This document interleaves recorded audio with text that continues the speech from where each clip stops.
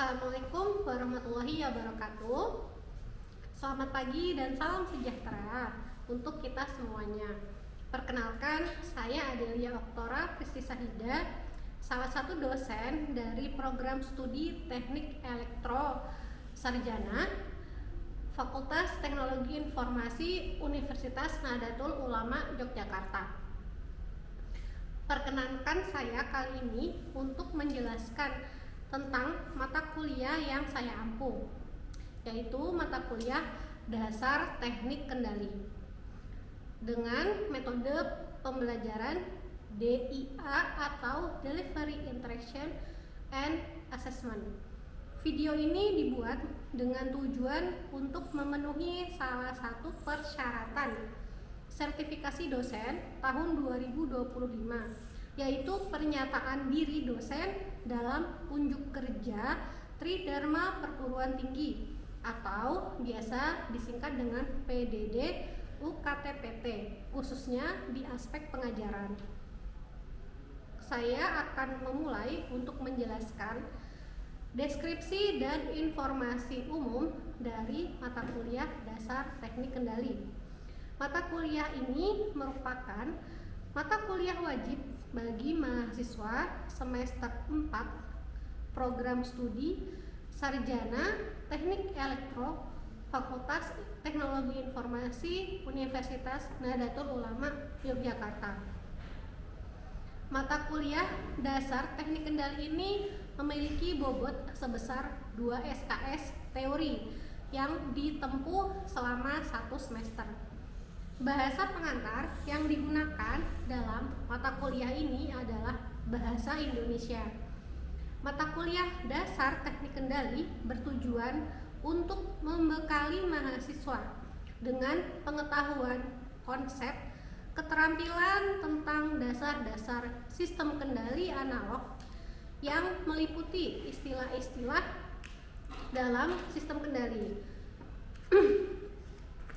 Pengantar analisis sistem kendali, pemodelan matematik sistem kendali, karakteristik sistem, pengendali proporsional, integral, dan diferensial ya, atau biasa kita kenal dengan PID. Dan yang terakhir, analisis respon frekuensi menggunakan diagram Bode atau Nyquist. Adapun capaian pembelajaran atau CPL yang dibebankan pada mata kuliah ini ada 2, yaitu yang pertama, mampu mengidentifikasi, merumuskan, menganalisis, dan menyelesaikan permasalahan teknik elektro. Yang kedua, mampu mendesain dan melaksanakan eksperimen laboratorium, lapangan, serta menganalisis dan mengartikan data untuk memperkuat penilaian teknik elektro. Untuk capaian pembelajaran mata kuliah atau CPMK pada akhir perkuliahan ini ada 3, yaitu yang pertama, mampu melakukan pemodelan matematika sistem dinamik pada permasalahan sistem kendali. Yang kedua, mampu menganalisis spesifikasi respon dan kestabilan sistem. Yang ketiga, mampu merancang dan mensimulasikan sistem kendali menggunakan controller PID. Adapun referensi yang digunakan di mata kuliah Dasar Teknik Kendali ini ada 2, yaitu buku berjudul Teknik Kontrol Otomatik yang ditulis oleh Katsuhiko Ogata yang sudah diterjemahkan dan diterbitkan oleh penerbit Erlangga jilid 1 dan jilid 2. Adapun sistem pembelajaran di mata kuliah Dasar Teknik Kendali ini dilaksanakan secara sinkron dengan metode pembelajaran aktif yang mengutamakan peran dan keaktifan mahasiswa dalam proses pembelajaran, yaitu pembelajaran kolaboratif, diskusi kelompok, penugasan berupa studi kasus melalui LMS atau yang biasa kita sebut dengan Siakat UNU. Adapun pembelajaran mata kuliah Dasar Teknik Kendali ini dilakukan selama 16 pertemuan, di mana 7 pertemuan awal ini dilaksanakan sebelum ujian tengah semester. Setelah itu masuk pekan UTS, lalu dilanjutkan lagi dengan 7 pertemuan setelah UTS, lalu ditutup dengan pekan UAS atau ujian akhir semester. Adapun metode pembelajaran yang digunakan tergantung dari bahan kajian atau materi pembelajaran yang akan disampaikan. Misalnya seperti awal-awal pertemuan nanti akan berisikan tentang teori. Lalu akhir-akhir pekan sebelum UAS akan berfokus pada diskusi kelompok dan penyelesaian studi kasus dengan metode pengujian yang diajarkan. Adapun bentuk perkuliahan secara sinkronus dilakukan secara tatap muka di ruang kelas maupun menggunakan web conference seperti Google Meet.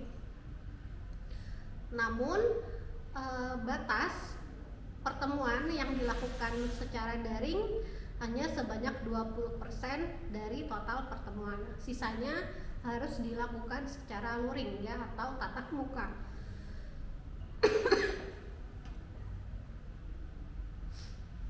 Adapun Siakat UNU akan memfasilitasi mahasiswa dalam berdiskusi perihal mata kuliah dasar teknik kendali ini, dan penugasan baik secara mandiri maupun secara berkelompok itu juga akan disampaikan di Siakat UNU ya atau LMS-nya.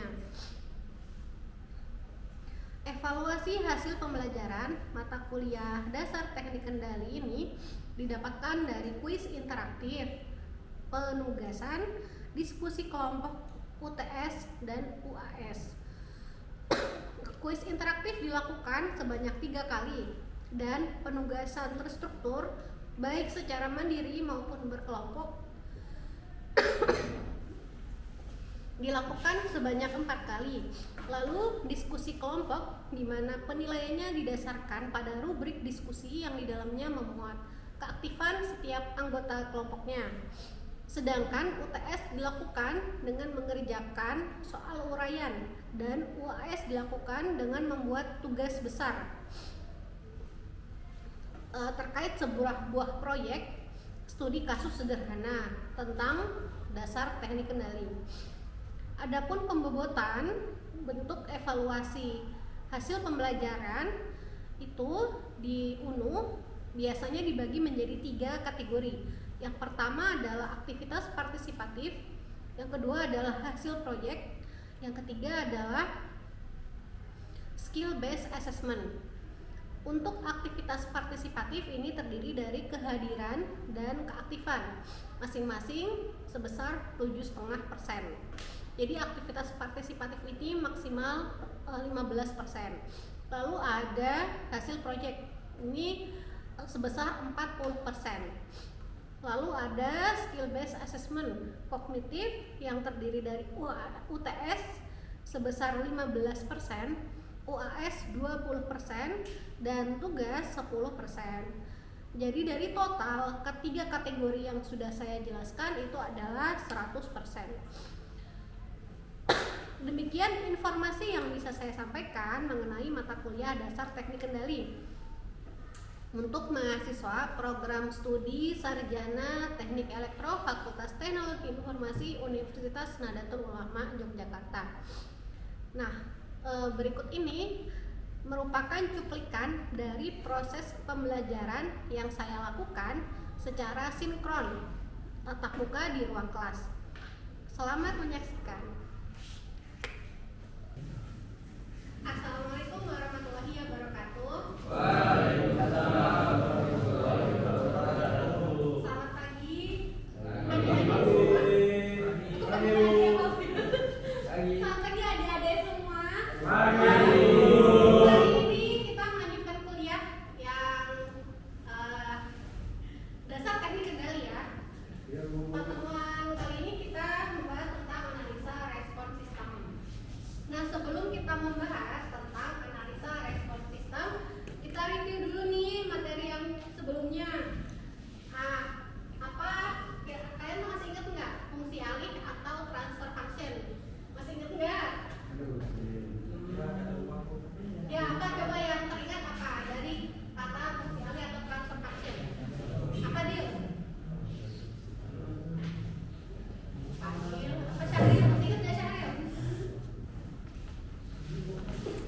Mas, sama Amir, masa nggak ada yang ingat apa sih fungsi alih atau transfer function?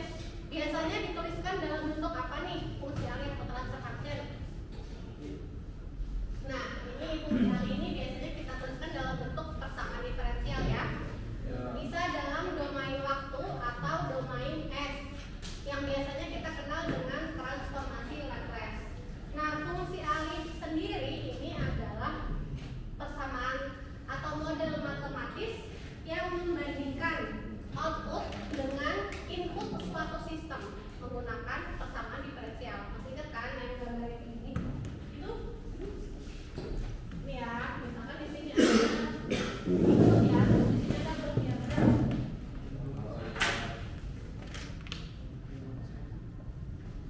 Nah, ada output. Di sini ada namanya fungsi alih ya. Jadi fungsi alih ini adalah persamaan yang membandingkan keluaran. Ini biasanya kita sebut RS ya. Terus di sini ada CS. Kita membandingkan keluaran dengan masukan. Nah, nanti akan didapatkan transfer function-nya atau fungsi alih ini. Nah, ini buat apa sih fungsi alih ini? Fungsi alih ini kita gunakan untuk melakukan analisa respon sistem. Nah, ketika kita ingin melakukan analisa respon sistem ya, kita harus tahu fungsi alihnya apa, persamaannya itu apa. Sebelum kita masuk ke analisa respon sistem, kita ketahui dulu ya, ini buat apa sih melakukan analisa respon sistem ini? Ada 3 hal ya manfaat yang bisa kita dapatkan ketika kita melakukan analisa respon sistem. Yang pertama itu kita tahu kestabilan sistem, apakah sistem ini stabil atau tidak stabil. Nah, masih ingat nggak sistem yang stabil itu ciri-cirinya seperti apa?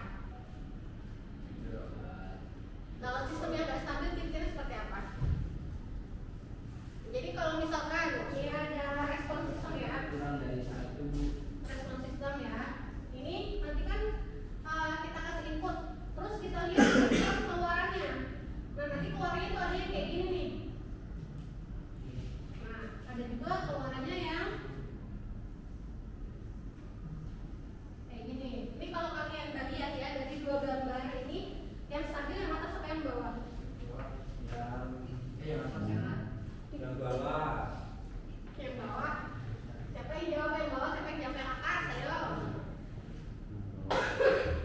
Sudah lepas semuanya. Yang atas ya. Jadi yang namanya stabil itu dia tidak beroscilasi lagi. Jadi dia nanti dia kalau pada oscilasi pun dia tipis. Kalau dia beroscilasi terus berarti sistemnya itu tidak mencapai keadaan stabil atau tidak mencapai keadaan lunak. Nah, analisa respon sistem ini kita bisa melihat ya, digunakan untuk melihat kestabilan sistem. Terus ini juga bisa untuk melihat respon transient sistem dan error steady state. Kalau respon transient masih enggak, yang mana periode transient, yang mana periode steady state. Ini yang kalau aku bagi ya, bagi di sini. Ini misalkan yang pertama, yang kedua, yang mana yang disebut transient, yang mana disebut steady state. Yang pertama. Steady state yang pertama, terus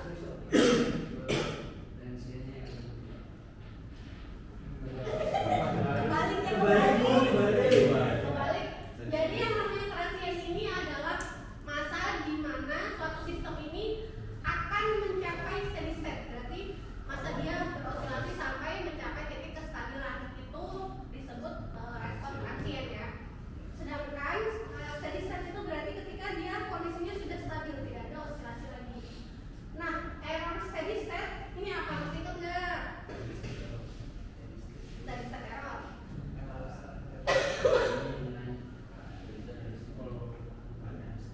Error steady state itu misalkan kita berikan input ya, input 1 nih. Harapannya keluarannya itu sesuai dengan set pointnya input 1. Ternyata keluarannya stabil, cuman ada jarak nih, ada selisih dari input yang kita harapkan atau keluaran yang kita harapkan ya, input set pointnya.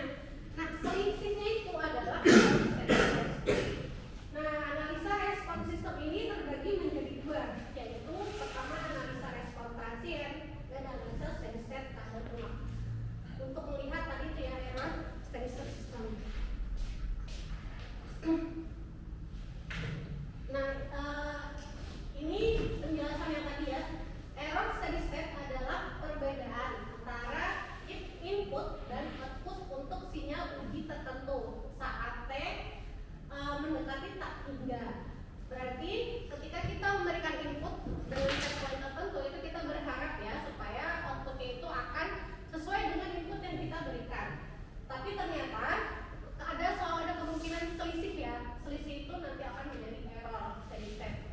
Terus analisa error steady state dilakukan jika diketahui sistem sudah dalam keadaan stabil. Karena kalau dia terus beroscilasi, kita nggak bisa melihat ya berapa error steady state. Karena kondisinya beroscilasi terus, dia tidak dalam keadaan stabil ya, terlihat di papan tulis. Nah, input system. Jadi untuk melakukan uji analisis ya, analisis respon, kita harus memberikan input system. Input system sendiri ini ada 3 macam. Yang pertama sinyal step, yang kedua sinyal impuls, yang ketiga sinyal rem. Nanti kalau waktunya udah mau habis kabar-kabar ya. Masih lama. Nah ini diagram blok sistem ya, ada 1. Jadi sistem yang akan kita pelajari ya di kuliah ini itu nanti akan terbatas pada sistem orde 1 dan sistem orde 2. Nah untuk diagram blok ini adalah diagram blok sistem orde 1. Bisa terlihat di situ masukannya adalah TS, keluarannya adalah CS, di mana transfer mesinnya adalah 1 per TS.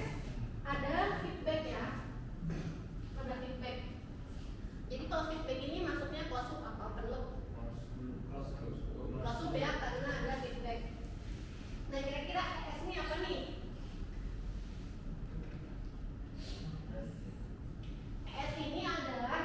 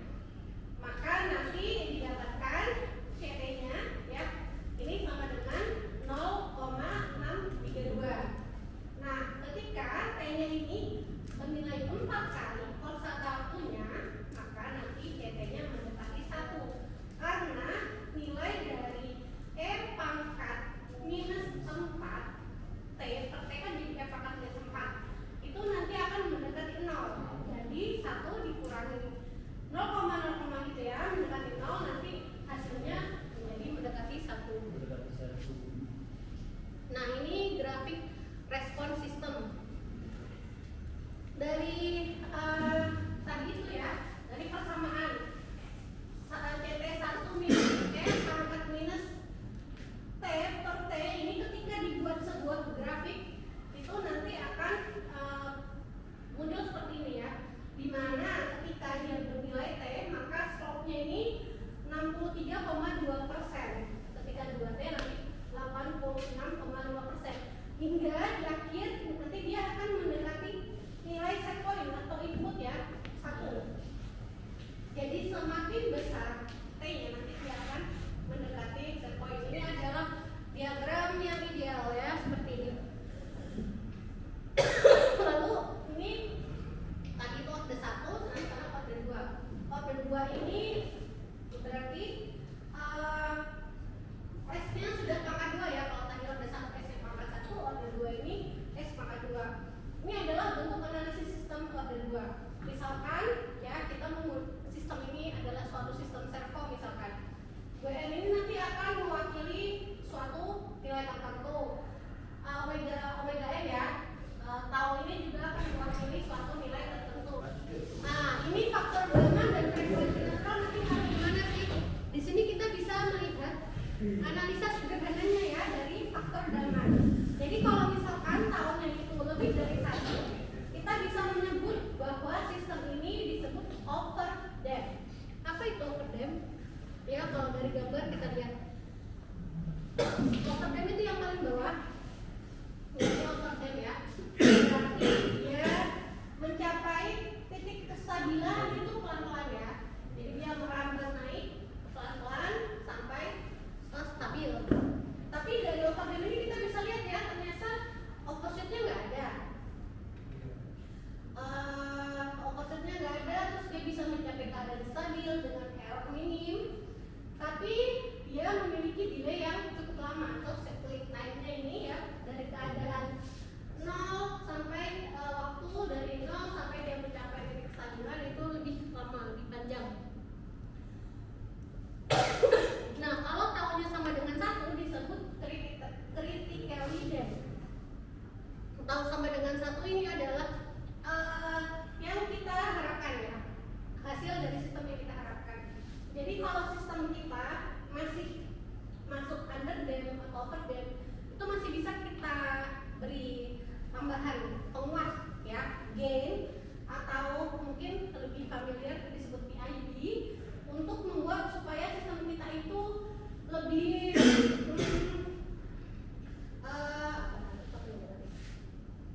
faktor gamanya itu pas gitu ya, jadi dia tidak terlalu lambat dan dia juga tidak ada overshoot ya, terus dia bisa mencapai keadaan stabil gitu.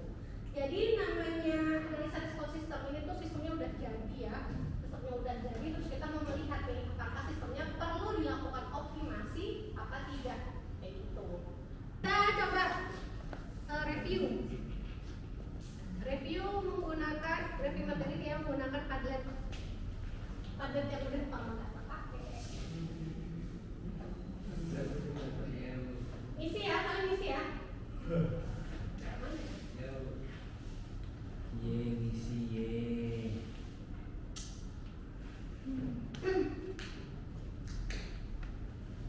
Oke, dari Syauki jawabannya apa Syauki? Oh dari Dimas jawabannya apa Dimas? Respon sementara sebelum mencapai keadaan stabil. Iya, berarti respon sementara sebelum mencapai keadaan stabil ya. Kita lihat. Wah, ada yang jawab. Jadi namanya transient ini adalah respon sistem saat keadaan belum stabil ya. Yuk yang kedua. Amir ya, Amir. Apa Amir? Jawabannya Amir. Meningkatkan respon melewati nilai akhir yang diinginkan. Apa yang dimaksud dengan overshoot dalam grafik respon sistem? Peningkatan respon melewati nilai akhir yang diinginkan ya. Jadi misalkan kita punya sequence 1, maka nanti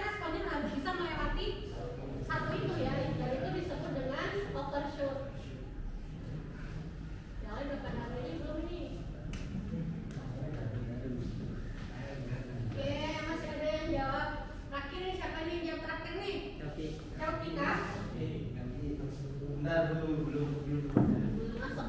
Nah, yang ketiga apa fungsi dari waktu naik atau rise time pada analisa respon system? Untuk mengukur Cari. Nomor 3, apa fungsi dari waktu naik atau rise time pada analisa respon system?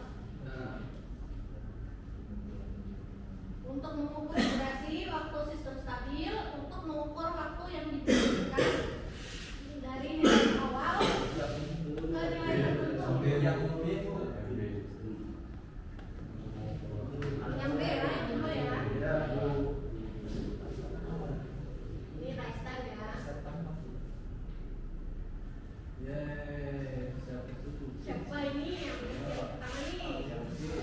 Nah terus apa yang dimaksud dengan steady state error pada sistem kontrol? Steady state error.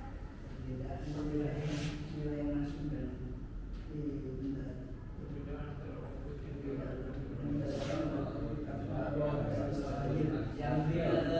Antara yang pertama apa yang terakhir? yang terakhir. Ini untuk yang terakhir ya.